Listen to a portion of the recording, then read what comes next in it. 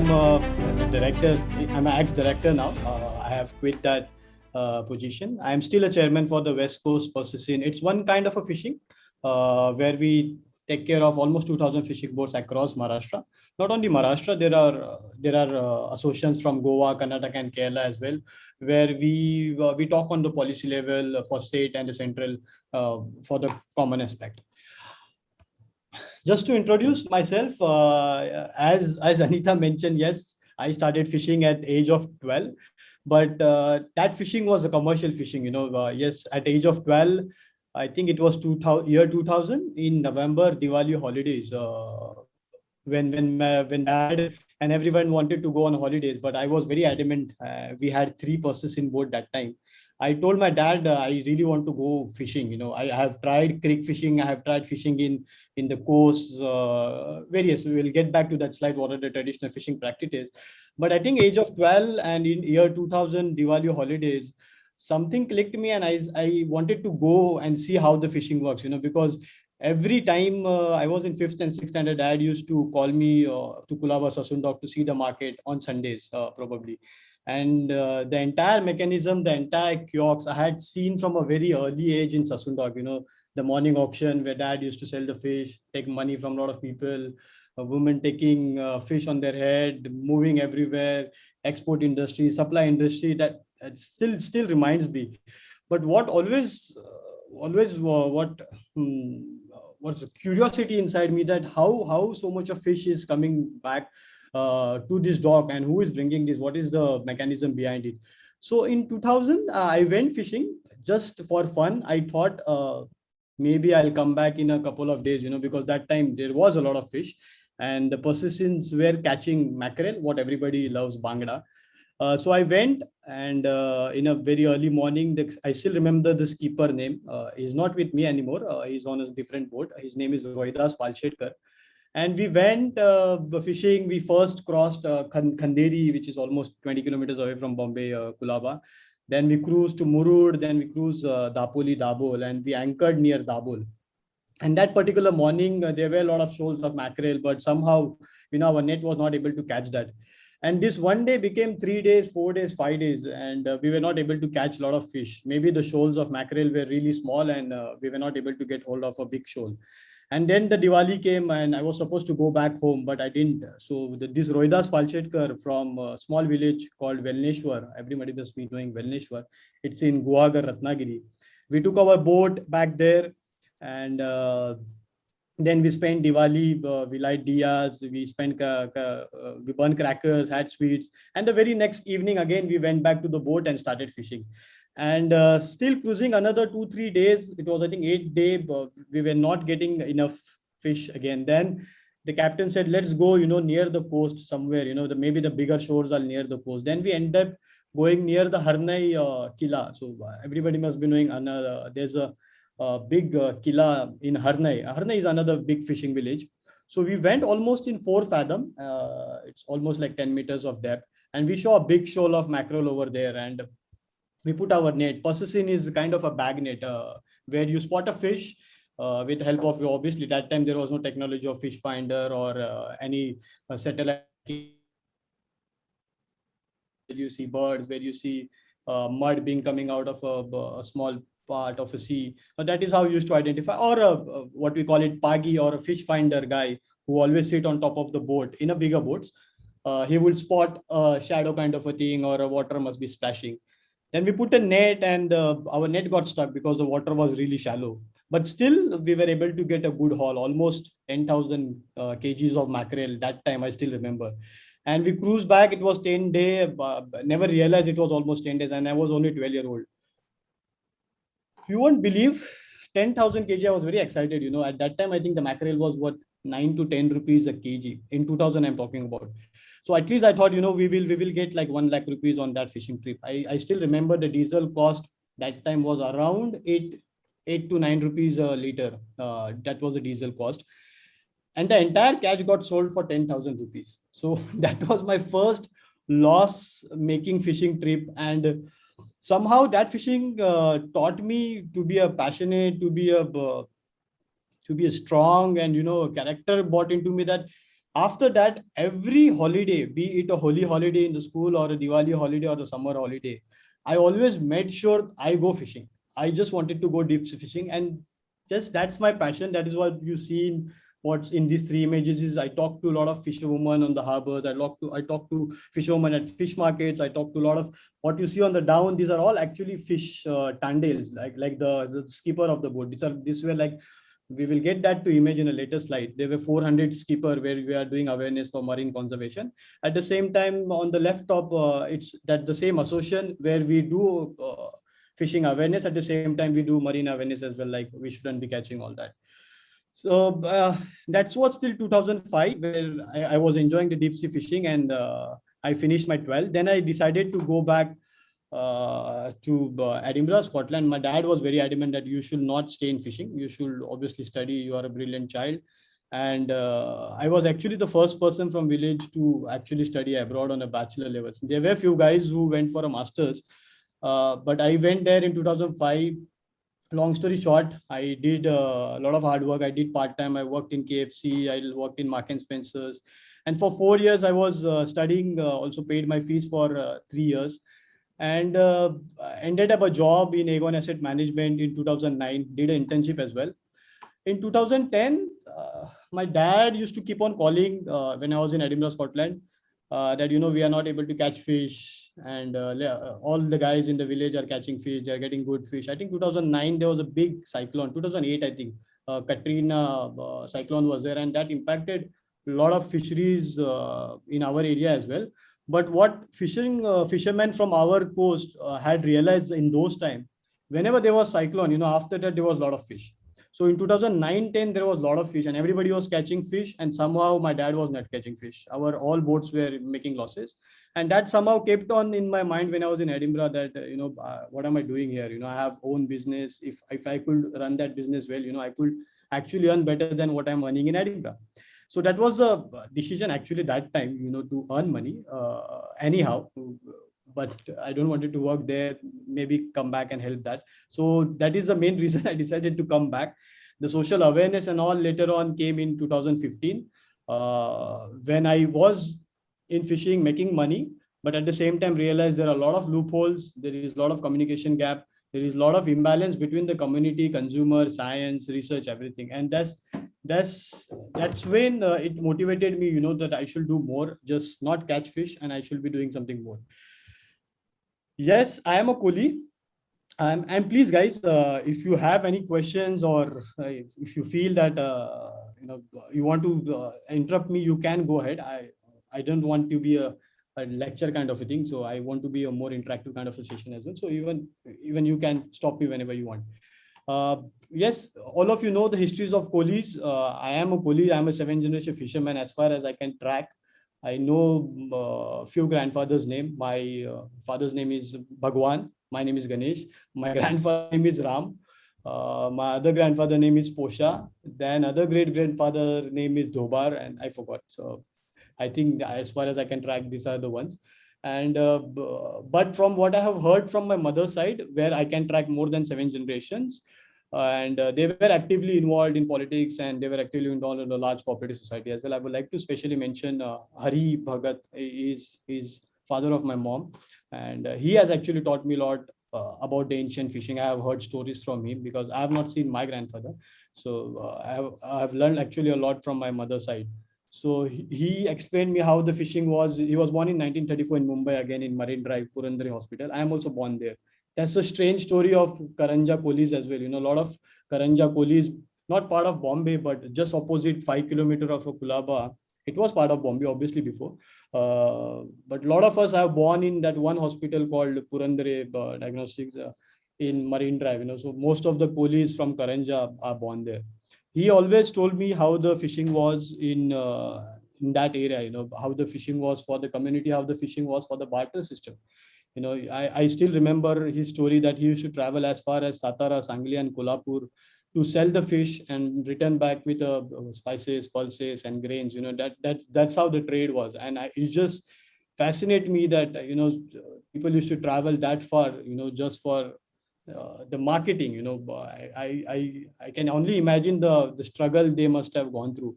And that is how a lot of coolies you will see, they are inclined to all these fictitious or religious things. Somebody must be very close to Ekvira Devi, which is in Lonavala. Somebody must be very close to Kolhapur Mahalakshmi Devi. There is the Tulzapur Devi.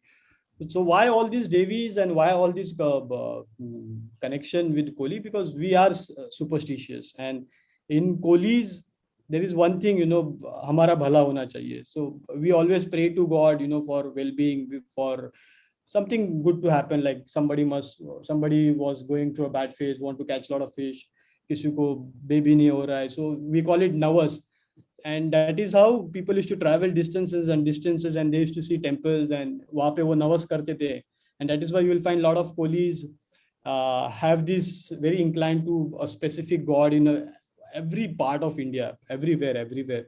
And that is why if you have visit Sasundog and realize our fishing boat's name, you will find all god names. So if there are like 2,000 fishing boats in Sasundog, small and big, and every fishing boat has a god name, and it's different god names: Parvati, Lakshmi, Hanuman, Sai Baba, Ganpati.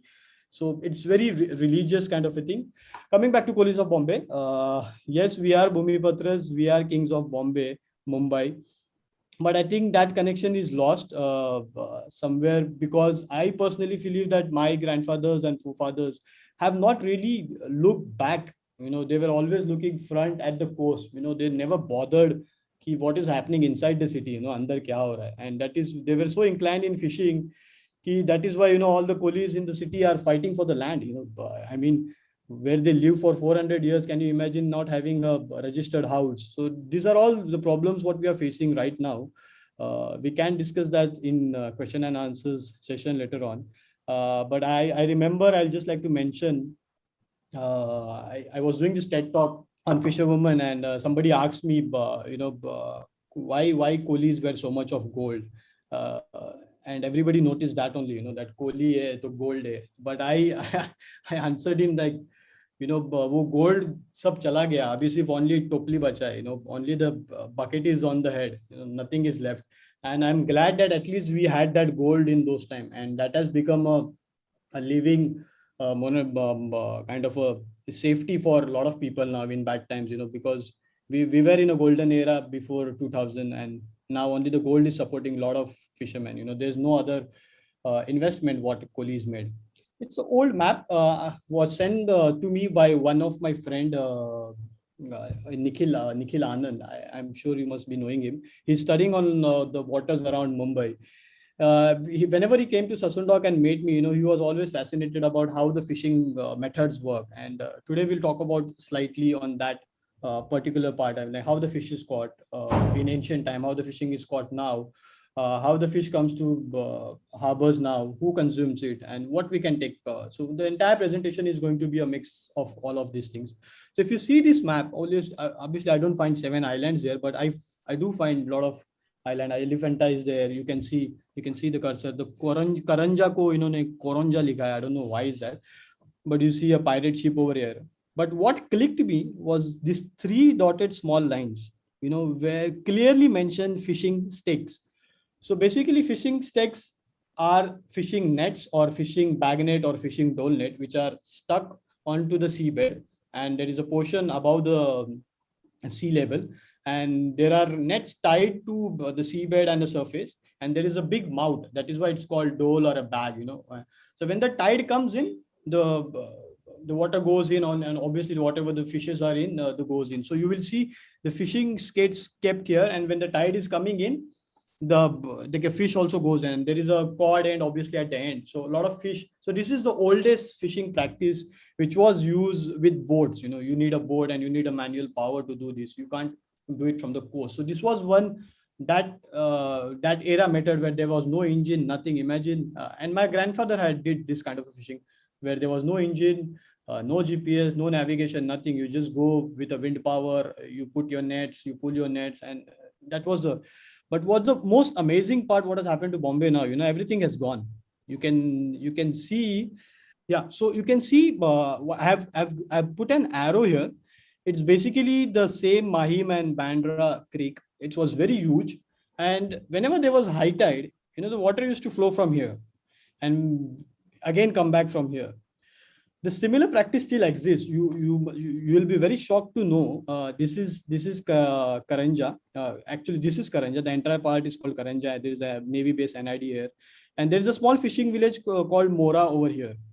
So what happens to Mora when a high tide comes in? The water flows in this direction, and you get a lot of fish.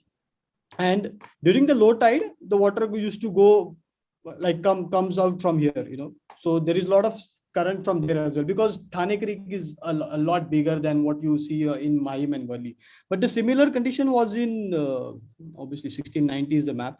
The same tidal fashion was, in 1690s and until when the Bombay was, क्या बोलते हैं उसको भराव डाल के पूरा बना दिया था.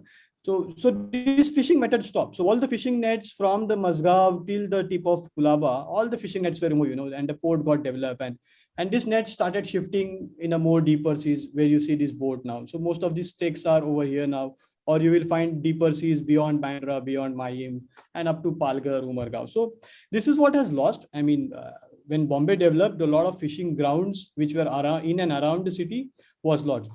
The benefit of this was obviously the tide used to flow all the time, so you used to get current SAB or VSAB. So when the high tide, you used to get fish like this, and when there is a low tide or a high tide from a north region here, you used to get fish like this. But Mora is the only town I remember now they are benefiting about this, because there is still a lot of amount water flows from if you have traveled obviously Bhayandar area to Gujarat, you see that the big creek which comes from Bhayandar, Ghodbandar Road, that ends up in Thana.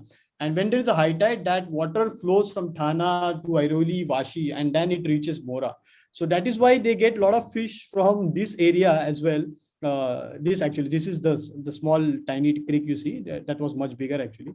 That water flows here and comes out from here. So that is the reason So this is a bag net, what we just talked about, and an old-fashioned bag net. This has modernized now.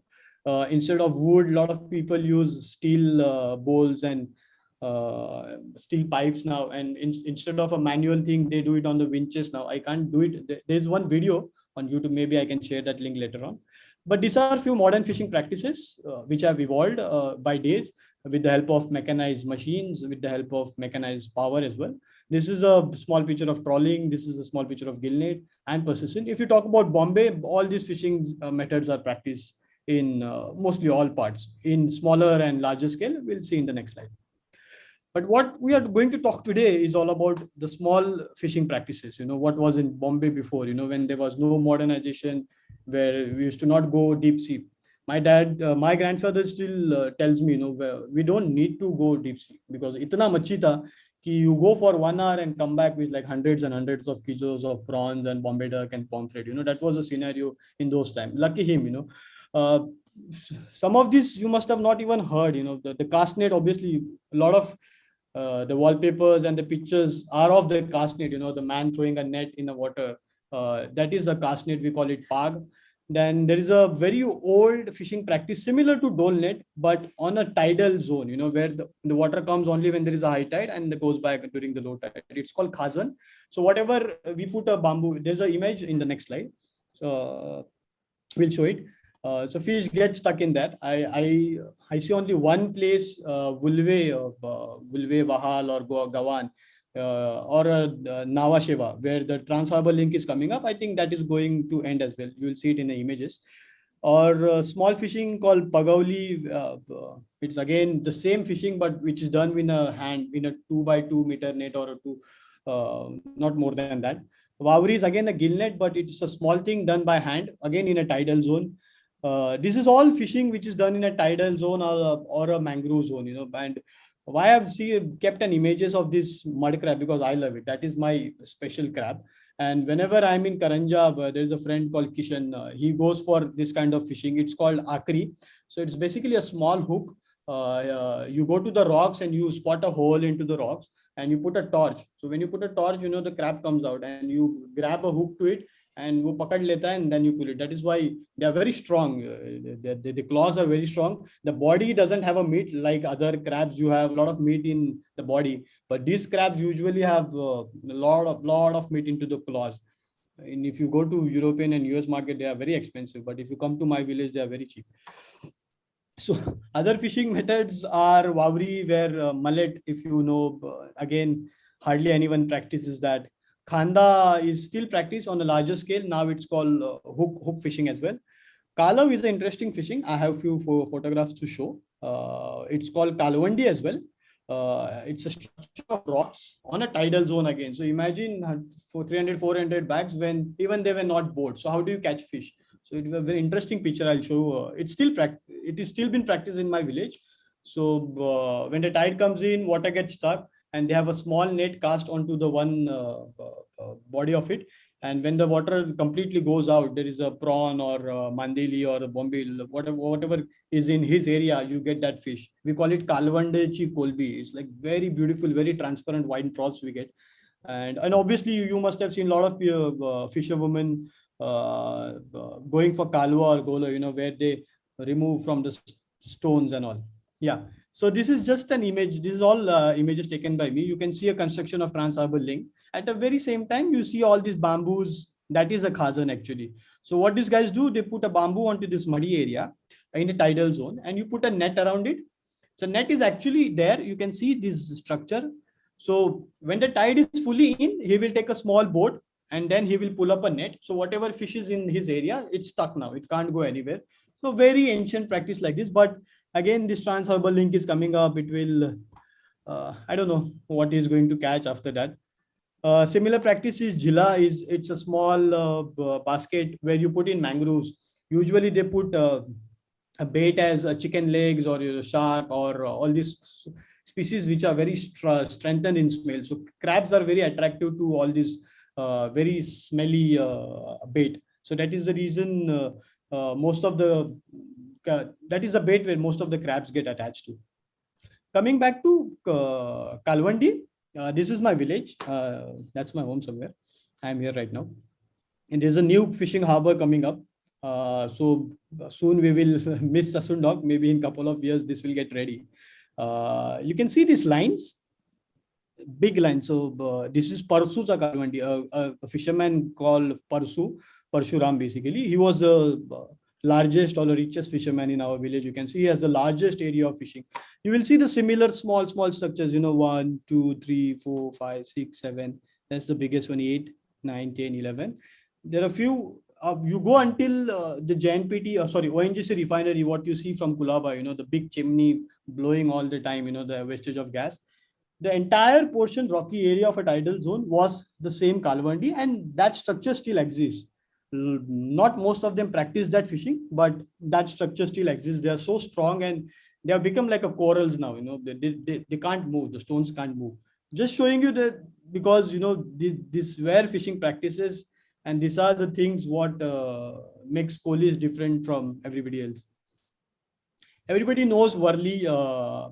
I went to one fancy restaurant, Slink and Bardo. That's the time I clicked this picture. At one end, you have this village. Obviously, I don't want to talk a lot about Worli. There's already a lot of media and thing happening about. But I want to show you the boat and a mixture of culture and a mixture of fishing practices Worli adopts. You have a smallest boat, the smallest net, and you have a largest boat as well. But what I see in this picture is they lack a basic infrastructure. In spite of being in city for more than 800 years, they don't have a proper fishing harbor to park their boat. That is what this picture makes an impact. Anytime an open sea, you have seen what has the cyclone Tokte done. We can't protect our boat. We can't take boats on top as well because we don't have space. Similarly, these boats have evolved. If you travel further to Thane, Palghar, like Vasai, Satpati, these boats, the same what we seen earlier, the dole net, fishing stakes, that practice is multiple 20 times now, where you used to get fish in one fishing boat, one fishing net. Now you need like almost 30, 40 nets to catch fish to be economical. So just one imaginary, and you see a Bombay duck being dry over here. Also, they catch a lot of pomfrets. So whatever pomfret you are getting in Bombay is mostly from Thane and Palghar area, caught by such big boats. This is Warsaw again. Again, the same open harbor, don't have facility, no infrastructure. This is a boat from Ratnagiri, a small gillnet boat. You can see this small fish net over here, the red color net. What was Wowry in ancient time has grown into a gill net. So this is an still 100 kg or 200 kg of net. Now these nets are almost 3,000, 4,000 kgs as well. A bigger gill net boat may have that.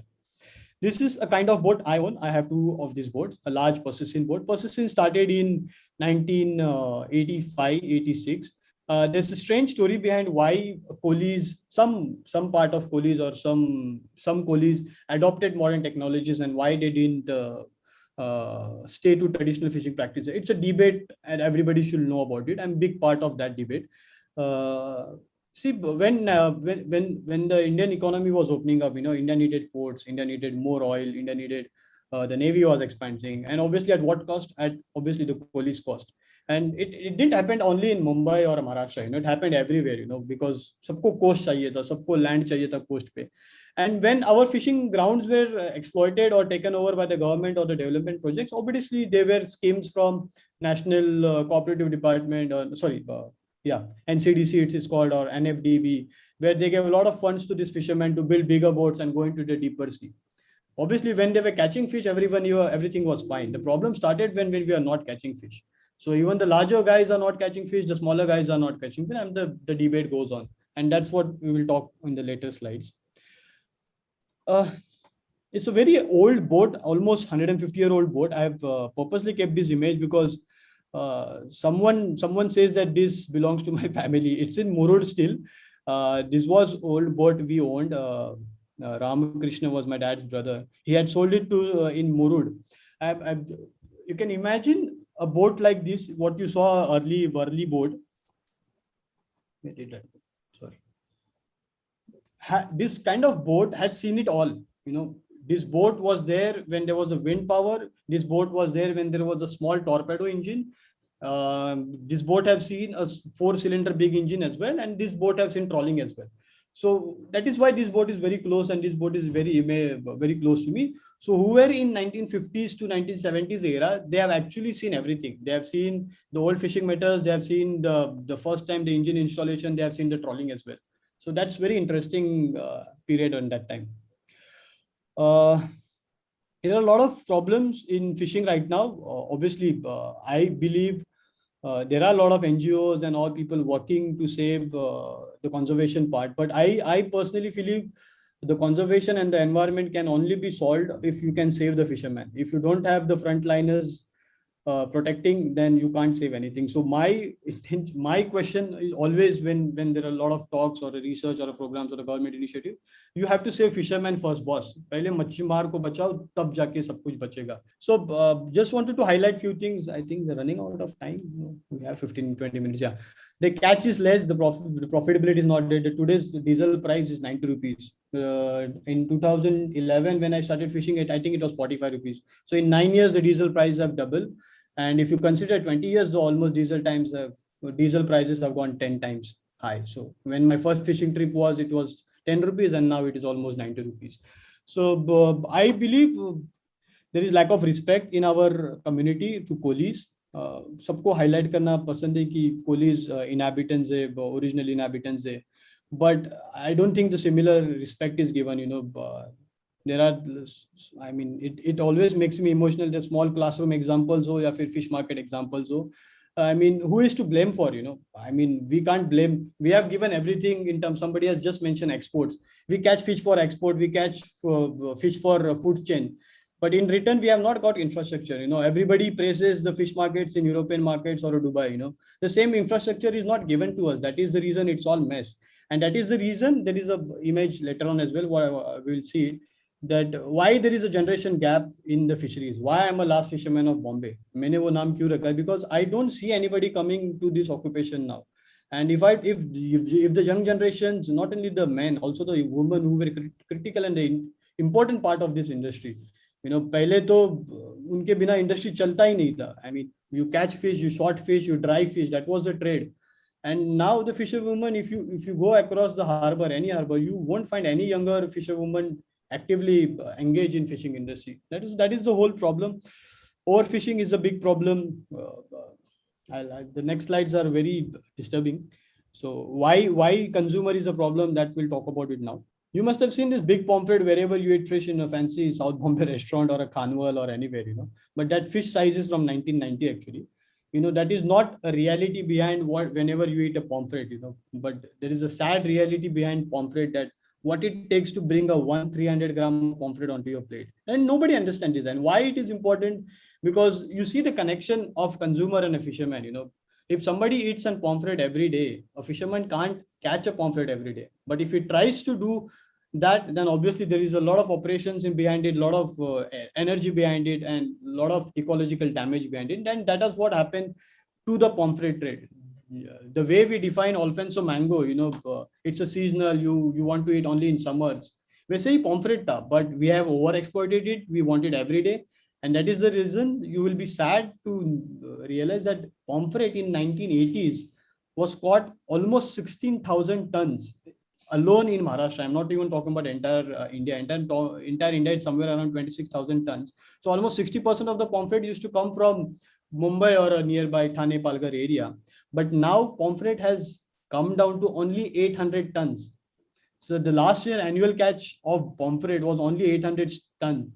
So that's almost 200 times lesser pomfret, 20 times lesser pomfrets than what we used to catch before. And अभी क्या हो रहा है, सबको pomfret खाना है, किसी को 50 ग्राम्स का खाना है, किसी को 100 ग्राम्स का खाना है, किसी को 500 ग्राम्स का खाना है, and everything gets in sold. So what happens, everybody is behind pomfret, सबको पॉम्फ्रेट पकड़ना है. So you will see the big piles of pomfret. You won't be able to see it because you are serving a restaurant or you're buying from a fish market. But what happens behind the harbor at a fishing boat is this. बहुत सारा pomfret पकड़ते हैं, उसमें से एक दो बड़ा निकलता है, somebody buys it. And what happens to all this? It's either get for a fish meal or either gets cheaply sold. I don't want to mention that, but yeah, at many places. And when we are targeting pomfret, you end up catching a lot of other fishes as well. So you can see this pair trolling image onto the left of it. ये सब फेंका जाता है. We shouldn't be even catching about it. We shouldn't be bringing at the coast, but just to bring that pomfret, this is what happens to it. We will talk about solutions as well. I just don't want to be a problem creator here, but we have solutions, and that is why we are talking here today. And fisherman and consumer both can come together with a right kind of awareness and education. We can solve this problem, and it is not happening only with the pomfret. The same is with all the species. You can find the similar small mackerels, bangda. You can find the small baby rawas as well, or the baby surmai, or a baby other species as well. So why is this happening? I mean, like, everybody has been to Warsaw. Ek taraf we have a development issue, what we talk about. Ek taraf we have a overfishing, what we have talked about. And obviously there is a bigger crisis where we talk about 100 years back or 50 years back, where there was abundance of fish in creeks. We don't need to go deep sea fishing. Obviously it's a pollution and the way the city has grown. You have seen only Mahim, Worli, or a Warsaw Creek, but there are many. Like Trombay, Thana, Belapur, Uran, Kalyan, Dombivli, everywhere is the same scenario. Some creeks are being polluted by the MIDC, some creeks are being polluted by the big dumping of a garbage. So this is what is happening. And this all are actually, everybody knows mangroves are actually breeding grounds. If the breeding grounds are exploited, you won't get that species in the creeks. So this is what is happening. It is entire livelihood. So just to give an example, Warsaw was having so many fishing boats. A lot of people were engaged in fishing, and now what is happening? Almost 50% people have given up fishing. Same is happening in my village as well. If you had come 20 years back, every house had 2 or 3 boats. In a joint family where have 2-3 brothers. But now almost 60% people have given up the business because the capital is so much and the cost is so much. And what happens is we only catch fish. Nobody has shown what happens after that. And that is why I think somebody has mentioned in a question that suppliers lobby or exporters lobby is taking benefit out of it. Yes, obviously, because they have made the money for all over the years. So what is happening now? All the fishing boats and the crew which have been abandoned by Koli people are being overtaken by the traders lobby or the suppliers lobby. So you can imagine this is one cast net, what I told you, the tide net or a dole net. So this is what ends up in a one fishing net. Previously what used to get 200-300 kg of prawns or a Bombay duck, a clean prawns, plain Bombay duck. Now you get this, you get this all around the creeks and in deeper sea as well. This is not only about creeks. In deeper sea as well, it's the same scenario. So imagine a fisherman putting one net and getting this, wo fish pakdega ya plastic niklega. And even if he removes this plastic, if he brings it back to the coast, BMC ho ya mera gaon ka gram panchayat, they again make sure that they throw it back again into the coast. So we got tired of this. We tried a couple of initiatives. I personally tried writing to commissioner and a lot of authorities. This should be processed. Or there should be some financial scheme where if a fisherman is bringing plastic to the coast, usko kuch compensation to do. Something has to be there, or a mechanism to usko process करने के लिए.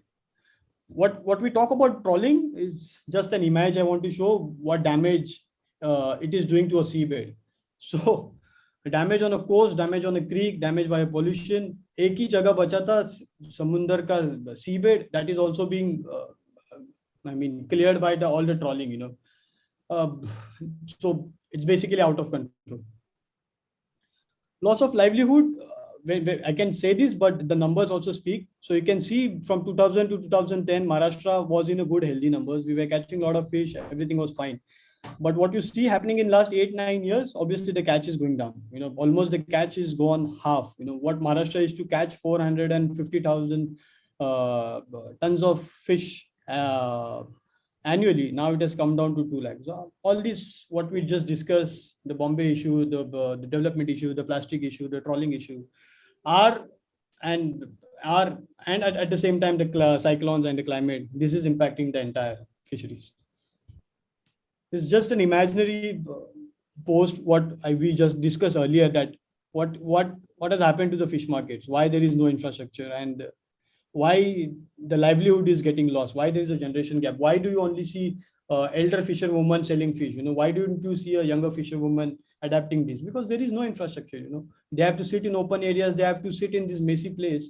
Who would want to take this occupation? So in spite of writing so much to government, in spite of telling to get an infrastructure done in all fish market, it doesn't improve. This is still an old image, but I personally have met and worked with Rajeshri Bhamji. She's a leader and who's fighting for a Marol fish market, which is a big chunk of land, and a lot of builders are behind that fish market area as well. But what surprised me in fish is the generation gap. You don't see any younger woman standing next to her, or you don't see any younger woman want to go and sell fish in these markets. So this is becoming a problem now. When we talk about the fishing side problems, I just noted few things. You can have a look. Everybody knows what is happening in the coastal road. The Trans-Harbour link is coming up. Why I mentioned this? Because the common aspect of all this is coalies, coastal koliwadas or the fishing villages.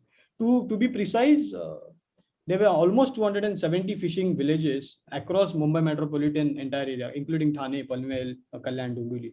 Now, if you talk about active fishing villages, you only see active fishing in Kulaba, Versova, or few parts of Mad, Gorai, Vitan, Satpati, and that. In the inland part, the coastal villages, they have all given up. Nobody is into fishing. Nobody has a fishing boat as well. That is what the damage the entire development has done to the entire community. Sitting at coast, we always talk about pollution, how the city is developing, बहुत सारा competition है for a land. But if you talk to fisheries, or if you talk to any Koli or a deep sea fisherman, हमारे लिए वो problem है ही नहीं. हमारे लिए ONGC problem है. Because in 1970s, when ONGC had come up, they had only couple of rigs like this. There obviously had a bigger rig. I didn't put that image. But now in the next slide, you will see what they had promised, that the entire area would not be more than 5 or 50 kilometers. Now the ONGC area into the sea is expanding almost entire coast of Maharashtra. So already fish come in, already climate change and the pollution. At the same time, where there is fish, the entire oil exploration is happening. So this is just an image to give you this is the amount of space taken in Arabian Sea for oil exploration, and this is all no fishing zone. And this area has gone almost 10 times bigger now. This is from last year. This is a small survey vessel. You can see the kind of area it is utilizing. We talk about Bombay coastal road, or the entire coastline will be affected. Imagine a big boat dragging the survey cables on a seabed. It's like 1,000 trawlers doing trawling at one time. And who is to blame for? Fisherman ko blame karo, trawling ko blame karo. So these are all key aspects which are never highlighted. I just wanted to highlight it, make that a balance of key problem kya hai basically. It's not only the problem in on ground. There's a big problem going into the deep sea as well. And at the same time, this is 2019 ka peak, where there were 10 boats which were caught in cyclone. This is what the Chinese have been doing since 2017. They have been entering the entire globe, everywhere. You must have read about what happened in Ecuador, Galapagos Island. The same is happening in our waters as well. I can show you one video. I think I have uploaded a video. So what you see orange and blue lights is actually fishing areas in deep sea. I want to play it again. And you can see the years here, 2016, 17. I didn't get that data purposely. There was no fishing operation in this entire high seas or international seas until 2017. From 2017 till now, the entire fishing areas beyond the Indian EEZ is being captured by the Chinese fishing. There are thousands of fishing vessels which are doing fishing over there. And what we are fishing is obviously the migratory species. A lot of fish migrate, the mackerel, the tunas, and all, the squids. There are a lot of migratory species. And if they are caught onto the border areas, how will they enter the Indian EEZ? So this is another problem we are facing on top of climate change, pollution, and overfishing. Just to give an example, what has happened to the climate change, and we are all part of it. We can't blame a single person about it, but what's strange is like it is coming onto the west coast now, which was not prone to the cyclones. We had a lot of cyclones on the east coast, but just to give an example, we get 300 days of fishing, and all the fishing has to be on an average basis. Then we make money, and then we make profit. But imagine if a bad weather continues, this is what is happening since last 3 years. 100 days of fishing are lost. We have to take care of the boat, we have to take care of the crew. So it is like a lockdown for us for 100 days, which I've been facing for last 2 years. So this is what I wanted to tell, that it has become a challenge to be in fishing right now. And the wind speed, you can see that 154, I think it has crossed 175 as well. Whereas the damage done is thousands of crores. I mentioned that. But the government packages are in like pennies. They give it like, if a boat is worth 5 lakh rupees, they give like 10,000 rupees or 15,000 rupees for a complete loss of boat. So which again impacts the entire livelihood. Maybe that's the plan. If we don't support the coolies, they'll go away from the Bombay. So this is why we are here today. How you as a consumer, as a participant, can work together, and that is what my fishing handle, the Last Fisherman of Bombay, is all about, to create an awareness. And I think that is what the gap is. People, there is no awareness, there is no education. That is why everybody is talking about overfishing and nobody is talking about the solution. There are solutions. We all can work together and create a model that can benefit the consumer, can benefit entire supply chain, and can benefit as a fisherman as well. I don't have to catch a lot of fish if I make a good money. If I catch 100 kg and I get good money, obviously, why will I need to catch thousands of kgs of fish? So model has to be created like that. Regulations has to be created like that. Policy has to be. The entire sustainability is not to be focused on the fishing industry, but the entire supply chain and a consumer as well. So these are, we'll highlight few things on the next slide. So as you saw pomfret, I don't know, maybe in the question and answer, you can answer how many, if you have eaten this kind of varieties of fishes. These are all available at any time of day in Sasundog, but nobody wants to buy it. All of these fishes end up in Kerala, Tamil Nadu, or maybe other export market. Nobody wants to buy it, and they are dirt cheap, 150 to 300 rupees a kg. They are all the time, but nobody wants to be buying these. These are nice, good, healthy fishes which can be sustainable, which can be a good income source for a lot of fishermen, and we can create a model. But there is no domestic demand for this species, and that is why जो species कम है वो ज्यादा खाते हैं, and जो species बहुत है वो खा नहीं रहे. At the same time, as a fisherman, what I have realized is to protect that we have to protect this marine, like a lot been done on a marine, the wildlife conservation, like the way tigers have been protected. The similar has to be protected on a marine side as well. There has been a knowledge in the community in Colis. Usually, if you see, a lot of these marine animals are called as god names. So, for example, a dolphin is called a Bairi Dev, a turtle is called a Kasav Dev, whale is called a Dev Masa, and that shark Masa is obviously Bairi Dev. So we've been calling and protecting these mammals for a very, very long time, but somebody is still hunting them. There are Like somebody mentioned that there is a trader lobby or suppliers lobby coming into the industry. They hire people to do the job, so they don't take care of the ecology. And what happens is they end up catching all these. And there are ways while we are fishing that we can let them alive. And what you saw earlier, that we ran campaign from 2017 to 19 to create more awareness among the fishermen across the coast and India, to protect this species. If they get tangled into your nets, if they are alive, let them go. Do not bring them at the coast, because they are the top predators. If you entirely catch them, it's going to create an imbalance in the fishing industry. This is another sad picture of Sasundog. There's purposely somebody has caught a lot of sharks.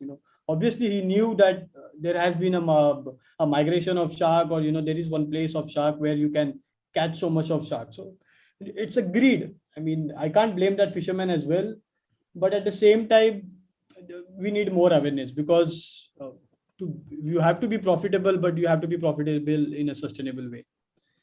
I don't want to show that. It's really bad image. The same what we have with the help of Mangrove Foundation and WWF, we created pamphlets and tried to submit every fishing boat which is fishing in Maharashtra and across India to have that awareness. You shouldn't be catching this species, because even they have the right. Just an image to show how the entire fisheries work. If you catch shark, there's no one to eat tuna. So how you can guys help? Just know where your seafood is coming from. In spite of being everyone close to the harbor, or wherever locally you are, you need to know the fisherman. You need to where was it caught, by what fishing method is caught. And that is what is happening everywhere. Everybody's talking about sustainability, everybody's talking about traceability. And I think the time has come. India should adopt the same to protect the livelihood, so that we catch less, and the fishing becomes healthier again. So that's the whole purpose. That if you are going shopping, you will see all this expensive seafood being shown to you. There are salmons from Alaska and Norway. I don't want to name the supermarkets, but there are a lot of people selling all these. Whereas we have a beautiful seafood sitting around in the corner, but nobody wants to consume it. There are trends which are happening globally. What everybody wants to follow it, but what I just mentioned a while ago, that we have bombil, mackerel, snappers, carangids, and hundreds of tropical fishes which can be consumed. But somehow we always go glorify by the camping or the nutritionals agenda kind of a thing, where we only stick to one or two species, be it a pomfret or be it a salmon. So that is a problem for the industry, and we all have to change together. I kept this. It's another beautiful white fish, which it feels saddened for me as a fisherman, because it doesn't get a value. That is the whole intention of showing these images. Whereas all these species, wherever I have Google in Europe or all markets, they fetch a beautiful price. They fetch almost 25, 30, or even 40, $50. And that is why they catch only one piece or two piece, and that is how the fisheries is. And even they had the similar problems, but everyone is trying to improve. And that is what I think India should do now. It's similar image of a mackerel. To be surprised, everyone, that if we are catching 6 lakh tons of mackerel, that is a recent number, almost 90% of a mackerel is been exported. We don't consume mackerel, whereas we import and double amount of basa fish from somewhere else. So that is what the problem with is our market. We are sending something and we are bringing in something to eat. So we all have to take actions. I think we are right on time. So I didn't mention, but I have done similar programs to the restaurant lobby, to the culinary art schools, also to a lot of colleges, where I go and talk to young kids and help them to understand the fisheries. Why, if somebody asks, and I tell them a clear question, clear answer. If you ask a child, he will name you 10 types of fruits, 10 types of vegetables which are available in India. But if you ask anyone younger, name me 5 fishes, he will not answer, because there is no knowledge in textbooks or anywhere. You don't. It's okay if you don't eat. I mean, we are in a country where a lot of people are vegetarian. It's not that, but there should be awareness. It's not necessary that you eat all fishes, but there should be awareness wherein we can eat right and we can choose right. So that's the whole point of creating an awareness kind of a thing. And I think most points what we have already talked here. And just yesterday, one of my friend had created this beautiful slide to go with on behalf of World Ocean Day. It was an old article from November, and this is what you can do to save coalies, to save fisheries, to save community. and be part of a joint campaign what we're trying to do here, and also not make me last fisherman, because I don't want to be the last fisherman of Bombay. I want more fishermen.